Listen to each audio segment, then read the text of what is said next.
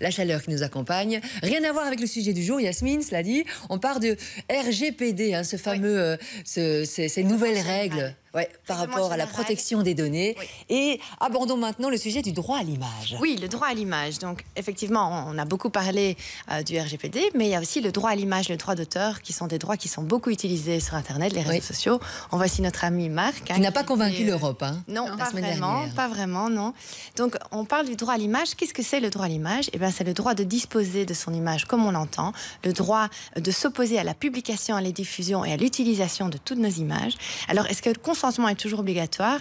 Pas toujours, je vais vous expliquer. Donc, normalement, oui, le consentement est obligatoire pour fixer ou reproduire une image. Alors, il y a deux consentements qui sont distincts. Donc, l'accord d'être photographié ou filmé n'applique pas nécessairement l'accord que votre photo soit publiée sur Internet. La diffusion, c'est pas pareil. Voilà. On peut prendre en photo, mais la diffusion, c'est encore un autre droit. Un deuxième accord, si on veut que ce soit reproduit. Alors, l'accord est oral, écrit ou tacite. Donc, un accord tacite, qu'est-ce que c'est? C'est quand on arrive à déduire avec zéro doute des circonstances que la personne représentée est d'accord. Hein. Par exemple, on se fait prendre en photo, on est d'accord.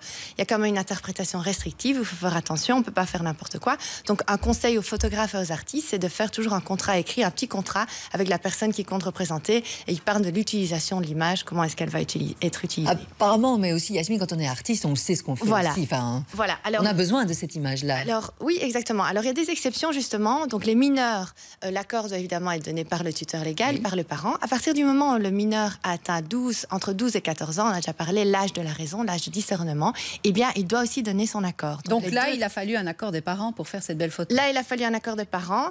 Et vous voyez ici, l'aîné, là, entre 12 et 14 ans, il doit aussi donner son accord à côté de l'accord des parents.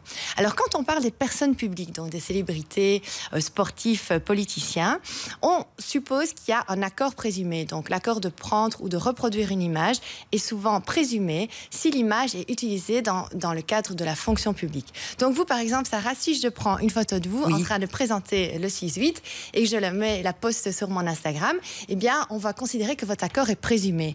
Parce que quelque part, j'ai posté cette photo et ça a un lien avec votre fonction de présentatrice. Et puis de toute façon, je passe à la télé aussi. Donc voilà.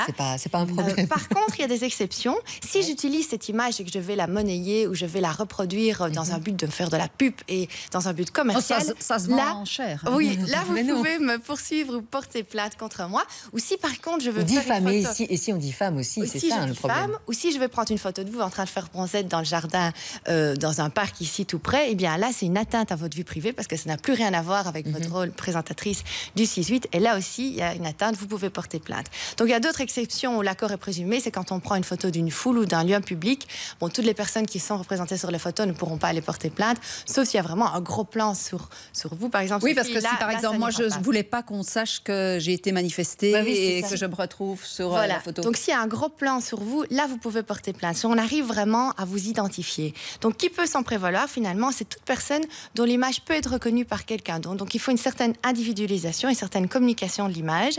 Et alors ça peut être prévalu pendant toute votre vie. Et même après votre décès, ça dure encore pendant 20 ans. Donc les héritiers peuvent s'en prévaloir. Yasmine, on fait quoi alors avec les réseaux sociaux? Qu'est-ce qu'on fait?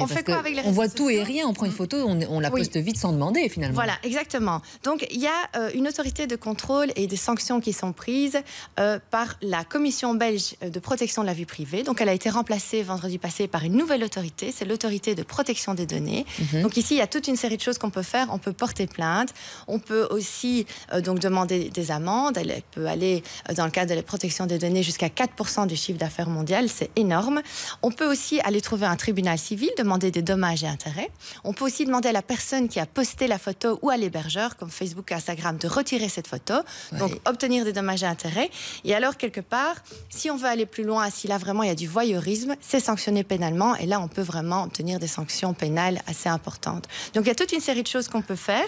C'est pas facile de s'y retrouver, non, c'est assez flou. De s'y retrouver. Comme ces nouvelles règles de RGPD, voilà. Personnellement, en tant que consommateur, on ne sait pas trop. Il y avait déjà certains droits qui étaient reconnus par la jurisprudence. Maintenant, il y a plus, c'est plus scellé dans des textes. Donc, on pourra plus facilement aller trouver cette nouvelle autorité en Belgique ou dans un autre pays.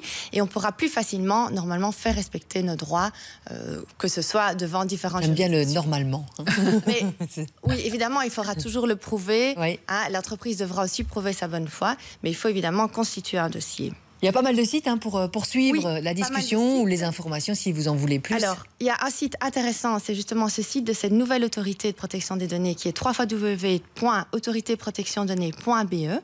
Donc, elle est en train d'être mise en place. J'ai lu que la Commission belge protection vie privée fait un peu autoritéprotectiondonnées.be. Autoritéprotectiondonnées.be. Sinon, il y a un site wallon qui est pas mal, c'est www.digitalwallonia.be ou www.dnsbelgium.be. Vous avez plus d'infos, mais si vous allez sur le premier site de cette autorité de protection des données, autorité de protection des données, vous arriverez à voir. Mais comme Sophie, on nage et puis on surfe aussi. Voilà. Et puis on se débrouille. Vous mettez protection des données et vous trouverez aussi des infos. Ils auraient quand même pu mettre, je ne sais pas moi, des noms un peu plus... Digital Wallonia, ça va. Voilà. Honnêtement. Oui, Digital Wallonia. Oui, et puis, on retient que celui-là, finalement. Digital Wallonia. Merci, Yasmine Slady, c'était très clair et on a tout compris. 6h58, le point mobile info.